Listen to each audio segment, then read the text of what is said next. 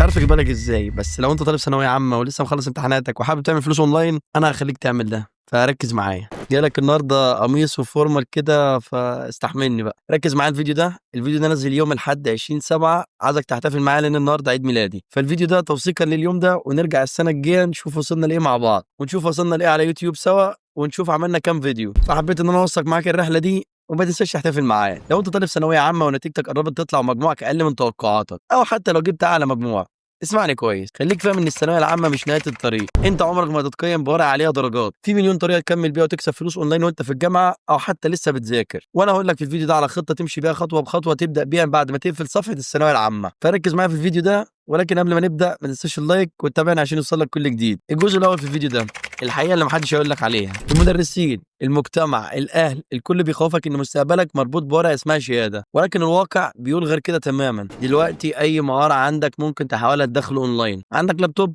او حتى موبايل وانترنت، يبقى عندك فرصه تحسد نفسك عليها بعد كام سنه لو بدات دلوقتي. الجزء الثاني انواع الشغل اللي ممكن تبدا بيه بعد الثانويه العامه. دلوقتي هقول لك على شويه افكار لو طبقت حتى واحده منهم هتعمل فلوس مرعبه. وخليك مركز معايا ان مفيش حاجه اسمها تكسب وانت قاعد، لازم وقت ومجهود وتتعلم. اول حاجه الكتابه والترجمه. لو بتعرف تكتب بالعربي او الانجليزي كويس تقدر تكتب مقالات لمواقع او بوستات سكريبتات لفيديوهات، وتقدر في البدايه تشتغل على مواقع الخدمات زي اب وورك او فايفر او خمسات، ودول اللي تقدر توصل بيهم لاول عميل ليك. تاني حاجه التصميم. لو بتحب الصور والجرافيك ممكن في البدايه تتعلم على كانفا وبعد كده تتعلم على فوتوشوب. الشغل ده هيعلمك ان انت تقدر تبيع لوجوهات او بوستات او كفرات سوشيال. تالت حاجه تعديل الفيديوهات والمونتاج. تقدر تتعلم مونتاج بسيط في البدايه على كاب كات، وبعد ما توصل لمستوى احترافيه ممكن تقلب على بريمير، وده ممكن تعمل منه فيديوهات لصفحات تيك توك او يوتيوب. وفي ناس بتبدا قناه يوتيوب اوتوميشن من غير ما يظهروا بوشهم. لو عايز نعمل لك فيديو كامل شرح عن الموضوع ده اكتب لي في الكومنتات تحت.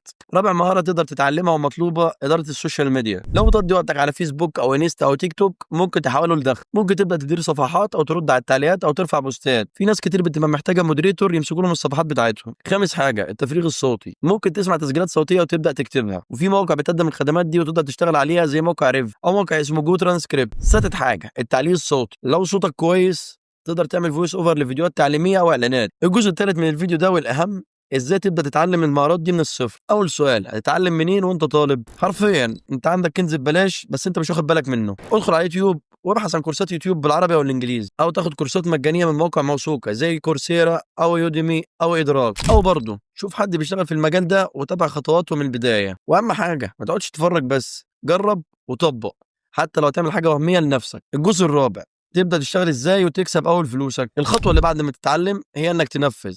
اعمل بروفايل محترم على مواقع العمل الحر، ومواقع العمل الحر الاشهر اب وورك وفايفر وخمسات ومستقل، ودول اللي تقدر تجيب اول عميل من خلالهم. فنصيحتي اعرض شغلك، حط عينات، اشتغل اول شغلانه بسعر قليل عشان تجيب تقييمات، وبعد كده زود اسعارك مع الوقت. الجزء الخامس الشغل جنب الدراسه مش عيب. مفيش حاجه اسمها ركز في الكليه بس، الكليه مهمه طبعا بس السنين دي هتعدي بسرعه، ولو استغليت وقتك جنب الدراسه هتكون معاك بعد التخرج 4 ميزات هتفرق عن غيرك. اول ميزه فيهم هيكون معاك مهاره، تاني ميزه هيكون معاك عملاء، تالت ميزه هيكون معاك فلوس، رابع ميزه والاهم هيكون معاك سي في قوي يفتح لك شغل اكتر، يعني هتسبق جيلك بمسافه كبيره. الجزء السادس والاخير نصايح هتفرق معاك جدا، خدها مني كواحد جرب المجال ده لاكتر من 7 سنين، وهبسطها لك في شويه خطوات. اول حاجه ما تستعجلش المكسب السريع ابدا. تاني حاجه اتعلم حتى وانت بتشتغل. تالت حاجه اسال الناس قبلك وتعلم من التجارب بتاعتهم. رابع حاجه لو وقعت او خسرت عميل قوم كمل تاني هيجي لك عملاء اكتر. خامس حاجه خليك دايما عندك هدف انك تشتغل لحسابك وتبني دخل ثابت بنفسك. بس كده. لو انت طالب وبتتفرج عليا دلوقتي اكتب لي في الكومنتات ايه اكتر شغل حمسك وحابب تبدا فيه، ولو عندك مهاره